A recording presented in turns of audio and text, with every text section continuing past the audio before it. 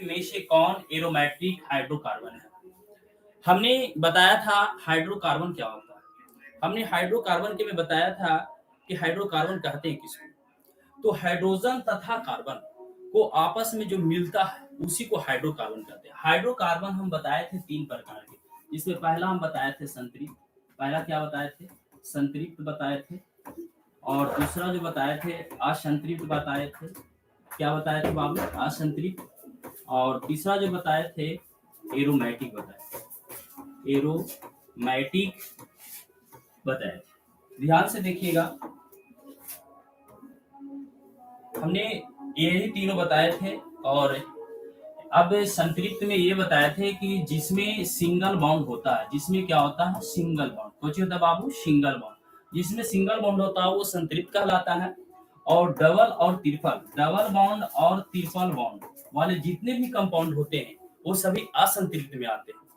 और aromatic compound एक प्रकार की वैसी कंपाउंड है जिसकी आकृति क्या होती है? वलय होती है। क्या होती है बाबू? वलय होती है। कैसी होती है? वलय।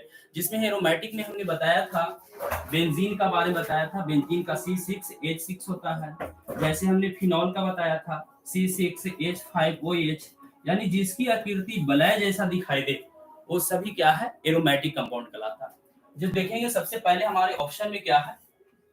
ए में CH4 है, C2H4 है, और C में C6H6 है, और C3H8 है। देखेंगे आप लोग को एरोमेटिक कंपाउंड बताना है। आप लोग कमेंट में बताएं उत्तर। हम एक एक करके सभी को डिस्कशन भी करेंगे। देखेंगे CH4 को मार्स गैस बोला जाता है। कौन सा गैस बोला जाता है बाबू? Marsh gas. इसी को गोबर गैस भी बोला जाता है। इसी को क्या बोला जाता है? गोबर गैस। क्या बोला जाता है? गोबर गैस। जानवर जब जुगाली करती है तो जुगाली करते समय उसकी मुंह से जो भाप निकलता है चला, उससे मार्स गैस निकलता है, अर्थात मीथेन गैस निकलता है। धान की जो खेती होती है वो धान की खेती से भी हमारी कौन सी गैस निकलती है? मार्स गैस निकलती है। तो ये हमारा मार्स गैस से हो सकता है प्रश्न पूछ दे कि मार्स गैस क्या है, तो मार्स गैस को हम सूत्र में बोलेंगे CH4। अब देखेंगे उसी को गोबर गैस बोला जाता है। इसी को धान की खेती से निकलती हुई जो गैस होती है वही मार्स गैस अर्थात मीथेन बोला जाता है। क्या बोला जाता है? मीथेन। और मीथेन में हमने बताया था कि अल्केन वाले समूह में, कौन से समूह में? अल्केन। अल्केन वाले समूह में जितने भी होते हैं वो सभी संतृप्त होते हैं। सभी क्या होते हैं? संतृप्त। क्या होते हैं बाबू? संतृप्त होते हैं। जो हम बताए थे कि सिंगल बॉन्ड के साथ क्या होता है? संतृप्त। तो आप लोग उत्तर मानना शुरू करें। देखेंगे कौन होगा? ए होगा, बी होगा, सी होगा या डी होगा। देख लीजिए, आपका हमने बताया है कि एरोमेटिक कंपाउंड उसको कहते हैं जिसकी आकृति क्या होती है? वलय होती है।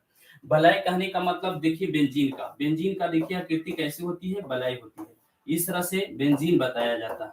ये आपका आकृति क्या है? वलय जैसा दिखता है। ये हमारा बेंजीन है। और बेंजीन को देखेंगे C6H6 है। इसका आंसर क्या होगा? सी होगा। क्या होगा? सी होगा। आप लोग एकदम कमेंट में उत्तर जरूर बताते रहें। और जितना हो सके आपके होते हैं, यानी कितने अवंध होते हैं? 3 अवंध।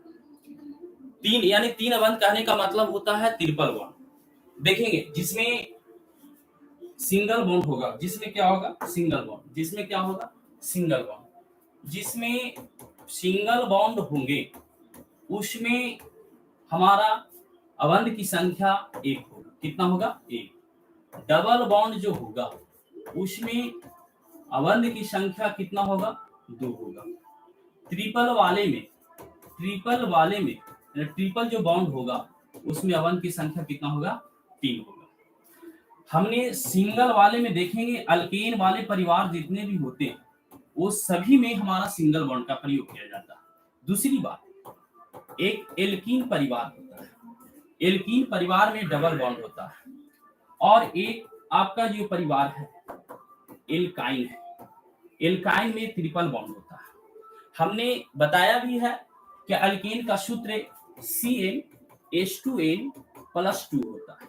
एल्कीन का सूत्र CnH2n और एल्काइन का सूत्र CnH2n-2 बताया। तो हमने बताया कि एल्काइन का जो परिवार होगा उसमें 3 अवंध होंगे। कितने अवंध होंगे? 3 अवंध होंगे। प्रश्न ज्यादातर पूछता है ये। और दूसरी प्रश्न ये पूछ लेता है इसी में कि बताइए किसमें 3 अवंध होते हैं। तो एक नाइट्रोजन गैस है, नाइट्रोजन जो गैस है चला, उसमें 3 अवंध होते हैं। कितने अवंध होते हैं? 3 अवंध। कितने अवंध होते हैं? 3 अवंध। इसमें सबसे ज्यादा प्रश्न पूछा हुआ है नाइट्रोजन गैस पे। नाइट्रोजन गैस पे इतना बार पूछा है प्रश्न कि बताइए निम्नलिखित में किसमें 3 अवंध होते हैं? ऑप्शन में नाइट्रोजन भी रहता है, कार्बन भी रहता है, हाइड्रोजन भी रहता है और बहुत से रहते हैं। तो आपका 3 अवंध है, नाइट्रोजन भी होता है। अब देखेंगे सबसे पहले हमारा ये जो है मीथेन है। क्या है? मीथेन है। क्या है बाबू? मीथेन। मीथेन है जो अल्केन परिवार है। अल्केन परिवार में हमेशा सिंगल बॉन्ड होता है। सिंगल बॉन्ड होने के कहने का मतलब है एक बंधन होगा, एकल बंधन होगा। और डबल यथार्थ कहने का मतलब होता है एल्कीन। एल्कीन में 2 ही बंधन होंगे। और ट्रिपल बॉन्ड जब एल्काइन की बात होती है तो उसमें ट्रिपल बॉन्ड जैसी बात करता है तो त्रिबंधन हो जाता है। हमने इस फार्मूला पर देखेंगे, कह रहा दोगुना से 2 कम हो जाए। दोगुना से क्या हो जाए? 2 कम हो जाए, उसमें त्रिबंधन का प्रयोग किया जाता है। त्रिबंधन मिलाएंगे सबसे पहले। ये देखिए दोगुना से 2 अधिक है, यदि n का मान 1 लेते हैं तो 4 हो जाता है। देखेंगे इसमें देख लीजिए, n के मान 2 लेते हैं तो 2 दूनी 4 और 4 दूनी 6 हो जाता है। इसमें देखिए 3 दूनी 6 और 2 घटाएंगे तो 4 हो जाता है। इसका मतलब है कि इसका जो नाम है C3 को क्या बोला जाता है? प्रोप। क्या बोला जाता है? प्रोप। अब बताओ दोगुना से 2 कम है तो इसमें लगाएंगे प्रोपाइन। प्रोपाइन। बताओ आपका उत्तर कौन सही होगा? ए, बी और सी। ए, बी और सी बताएंगे ऑप्शन, इतना ही से बताएंगे। ए का बी बताएंगे, ए या बी या सी बताएंगे आप लोग ऑप्शन। एकदम ज्यादा से ज्यादा आप लोग कोशिश कीजिए बताने का। तो इसका हमने बताया है चला त्रिबंधा जिसका परिवार एल्काइन का हो। एल्काइन परिवार वाले जितने भी कंपाउंड होते हैं उसमें त्रिबंधन का प्रयोग किया जाता है, अर्थात ट्रिपल बॉन्ड का प्रयोग किया जाता है। दूसरी बात, अल्केन वाले में हमेशा सिंगल बॉन्ड अर्थात एकल बंधन का प्रयोग किया जाता है। और एल्कीन वाले समूह में, एल्कीन वाले जितने भी समूह होते हैं उसमें आपका डबल बॉन्ड अर्थात द्विबंधन। बिल्कुल बिल्कुल सही वकील कुमार, सही बिल्कुल।